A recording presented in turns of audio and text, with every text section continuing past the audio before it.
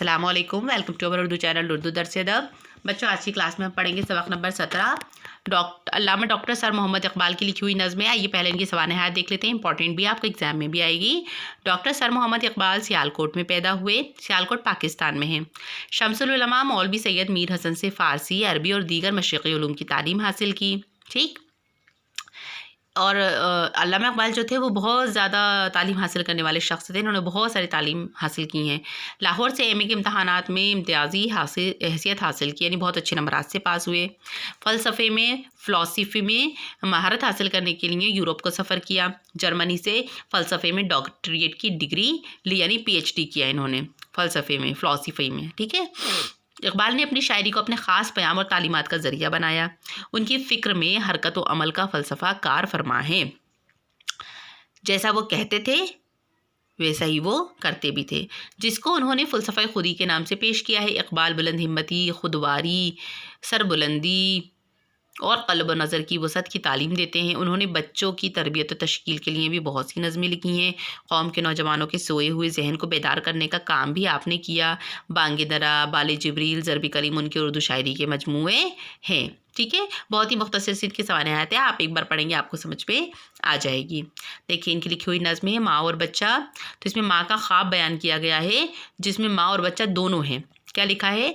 मैं सोई जो एक शब तो देखा ये ख्वाब बढ़ा, और जिससे मेरा अज़तराब ये देखा कि मैं जा रही हूँ कहीं अंधेरा है और राह मिलती नहीं। तो अल्लामा इकबाल की इस नज़म में एक माँ अपने ख्वाब का जिक्र करते हुए कहती है कि एक रात जब मैं सोई तो मैंने ख्वाब में देखा, जिसकी वजह से मेरी बेचैनी बढ़ गई। अज़तराब बढ़ गया मतलब बेचैनी बढ़ गई। ख्वाब ये था कि मैं कहीं जा रही हूँ और चारों तरफ अंधेरा है, जिसकी वजह से मुझे रास्ता कहीं नज़र नहीं आ रहा। लरसता था डर से मेरा बाल बाल, कदम का था दहशत से उठना मोहाल। जो कुछ हौसला पाके आगे बढ़ी तो देखा कतार एक लड़कों की थी। फिर शायर कहता है, तो उसकी मम्मी बयान करती है कि हाल ये था कि डर की वजह से मेरे जिस्म का रुआं रुआं काँप रहा था, पैर लड़खड़ा रहे थे। जैसे तैसे हिम्मत करके मैं आगे बढ़ी तो लड़कों की एक कतार नज़र आई, यानी लाइन नज़र आई।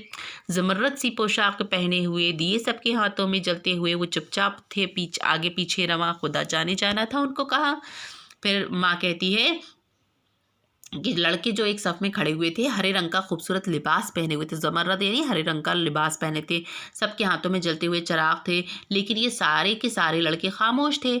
आपस में कोई गुफ्तगू या बातचीत नहीं कर रहे थे। मुझे भी नहीं पता कि उन्हें कहाँ जाना था, है ना। इसी सोच में थी कि मेरा पिसर मुझे इस जमात में आया नज़र, कि वो पीछे था और तेज़ चलता न था, दिया उसके हाथों में जलता न था। फिर माँ अपने ख्वाब का जिक्र करते हुए कहती है कि मैं उन लड़कों को देखकर सोच रही थी कि उन्हीं के बीच में मुझे अपना बेटा भी नज़र आया। वो सब लड़कों से पीछे था और धीरे धीरे चलता था, और उसके हाथों में जो दिया था वो भी बुझा हुआ था। कहा मैंने पहचान कर मेरी जान, मुझे छोड़कर आ गए तुम कहाँ, जुदाई में रहती हूँ मैं बेकरार, पिरोती हूँ रोज़ हर रोज़ अश्कों के हार। फिर शायर क्या कहता है, माँ बता रही है कि जैसे ही मुझे मेरा बेटा नज़र आया, मैं उसको देखकर पहचान गई। मैंने उससे कहा, ये मेरे बेटे तुम मुझे छोड़कर कहाँ आ गए? मैं तुम्हारे बिना हमेशा परेशान रहती हूँ और तुम्हारी याद में आंसू बहाती रहती हूँ, है ना। अश्कों के हार पर रोना यानी आंसू बहाते रहना। न परवाह हमारी ज़रा तुमने की, गए छोड़ अच्छी वफ़ा तुमने की, जो बच्चे ने देखा मेरा पेचुताब, दिया उसने मुँह फेर कर यूँ जवाब। फिर माँ अपने बेटे से कह रही है, मेरे बेटे तुमने मेरी ज़रा भी फ़िक्र नहीं की, मुझे अकेला छोड़कर चले गए। इस तरह वफ़ा तुमने मेरे साथ की कि मुझे अच्छा नहीं लगा। और जब लड़के मेरी इस बेचैन गुफ्तगू को सुना, उस लड़के ने, मेरे लड़के ने, तो वो फ़ौरन मेरी तरफ मुँह करके इस तरह मुझे जवाब दिया, रुलाती है तुझको जुदाई मेरी, नहीं इसमें कुछ भी भलाई मेरी। ये कहकर वो कुछ देर तक चुप रहा, दिया फिर दिखाकर ये कहने लगा, समझती है तू हो गया है क्या इसे, तेरे आंसुओं ने बुझाया इसे।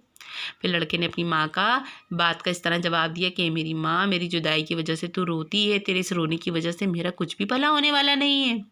इतना कहकर वो थोड़ी देर खामोश हो गया। फिर अपने हाथ में बुझे हुए दिए को दिखाकर कहने लगा कि मेरी माँ, मेरे हाथ में ये जो दिया बुझा हुआ है ना, इस जानती है इसकी वजह क्या है? मेरे हाथ में जो चिराग है वो जलता क्यों नहीं है? क्योंकि मेरी माँ, तेरे आंसुओं ने इस चिराग को बुझा दिया है और मेरे सारे रास्ते बंद कर दिए हैं, है ना। तो अल्लामा इकबाल ने ये नज़म लिखी है। इसीलिए कहते हैं कि जब अल्लाह ताला किसी को अपने पास बुला लेता है तो उसकी जुदाई पर ज़ारो क़तार रोना नहीं चाहिए, बल्कि सब्र करना चाहिए, है ना। तो जब किसी का इंतकाल हो जाए तब وہاں پر صرف اتنے ہی آنسو نکالنا چاہیے جتنا ہم صبر کے ساتھ نکال سکیں. باقی ہمیں زار و قطار بیان کر کر کے نہیں رونا چاہیے، کیونکہ اس سے ہمارے پسندیدہ یعنی جو ہمارا محبوب ہوتا ہے، ہمارا عزیز ہوتا ہے، چاہے وہ بیٹا ہو، باپ ہو، ماں ہو، بھائی ہو، کوئی بھی ہو، اسے تکلیف ہوتی ہے نا. تو اس لیے ہمیں زار و قطار نہیں رونا چاہیے. ٹھیک، سمجھ میں آئی یہ نظم؟ علامہ اقبال نے بہت ہی پیاری نظم لکھی ہے یہ. اس کی جو بھی گرامر ہے سب میں آپ کو نوٹس کے ذریعے سینڈ کر دوں گی. ایک بار اس کی زبانی الفاظ کی تعریف پر نظر ڈال دیجیے. ایسے الفاظ جو ہم آواز ہوں، یعنی آواز میں ایک جیسے ہوں لیکن بناوٹ بھی ایک ہو، لیکن ان کے معنی الگ الگ ہوں.